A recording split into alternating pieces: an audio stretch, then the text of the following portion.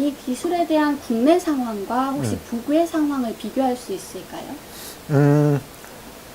전부 다 거의 다 이론이었습니다. 왜냐하면 말씀드린 대로 실험적으로 구현할 수 있는 상황들이 아니었던 것 같고 별로 그 당시 그렇게 큰 관심을 끌지 못했기 때문에 비선형 광학이 발달한 그런 이유도 있었던 것 같아요.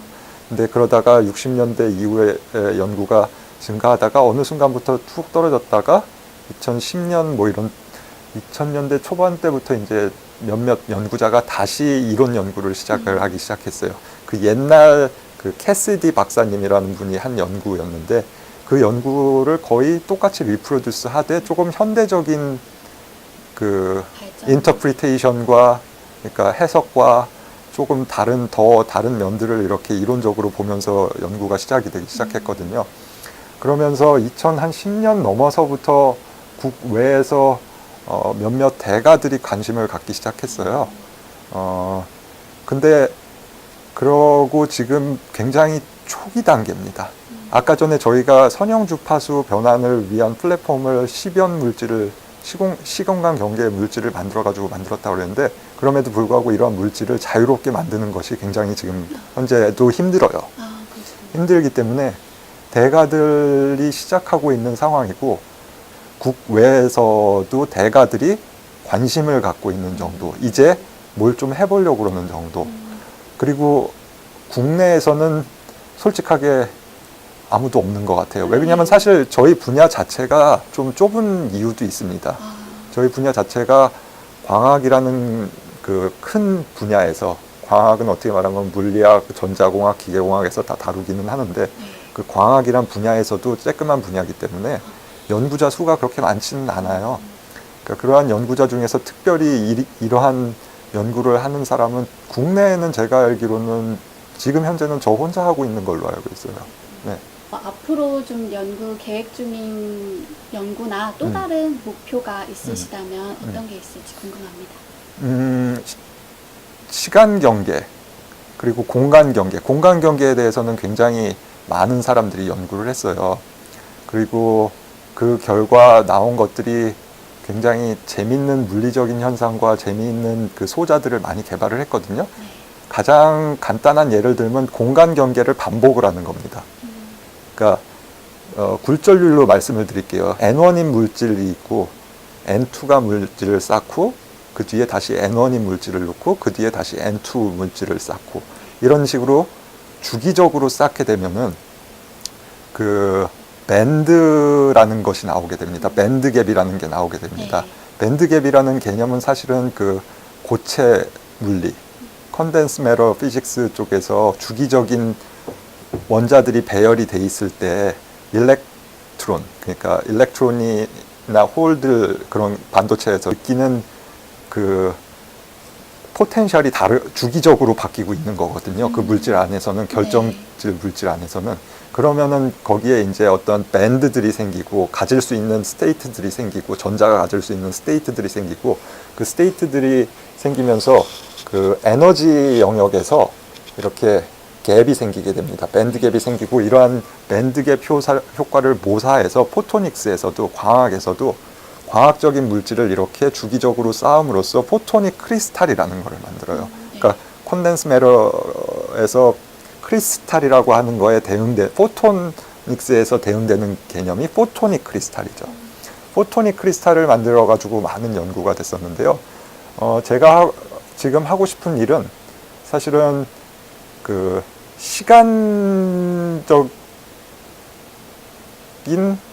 그 주기성을 가지게 함으로써 다른 효과를 보고자 합니다. 간단하게 말씀드리면 아까 전에 에너지 측면에서 이러한 밴드갭이 열리고 그 밴드갭이 굉장히 중요한 역할을 하거든요. 소자 같은 데를 만드는 데 있어서 그 밴드갭을 이용해서 다양한 포토닉 소자들이 만들어지고 다양한 물리적 현상들이 관측이 됐는데요. 이론적인 결과는 이것도 지금도 있습니다. 왜냐하면 이것도 심지어 한 60년대부터 벌써 있던 이론인데요. 이렇게 시간 영역에서 주기적으로 바꿔줬을 때 우리가 지금 주파수 변화를 했던 거는 사실 물성을 한 번만 이렇게 딱 바꿔준 겁니다.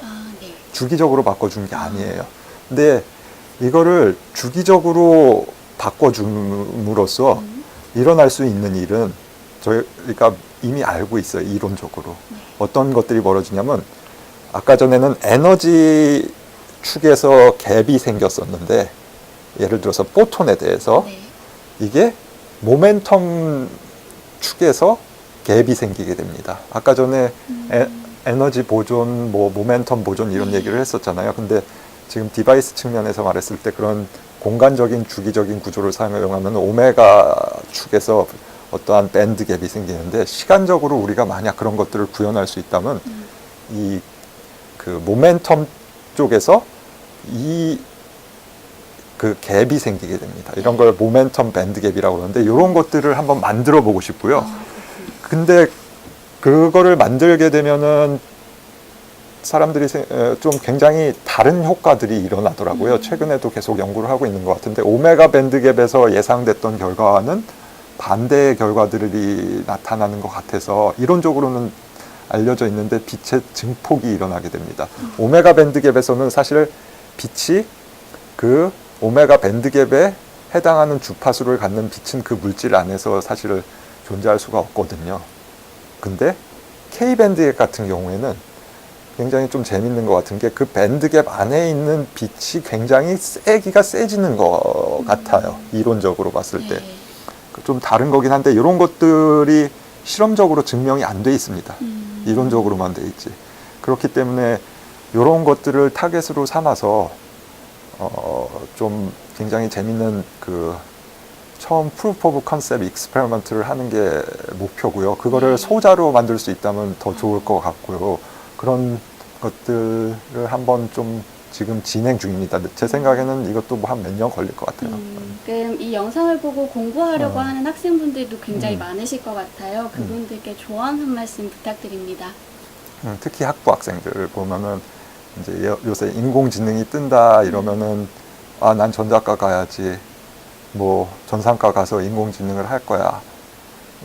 내가 관심이 없음에도 불구하고, 내가 여기에 원래 관심이 없었음에도 불구하고, 그런 것들을 굉장히 많이 보게 되는데요.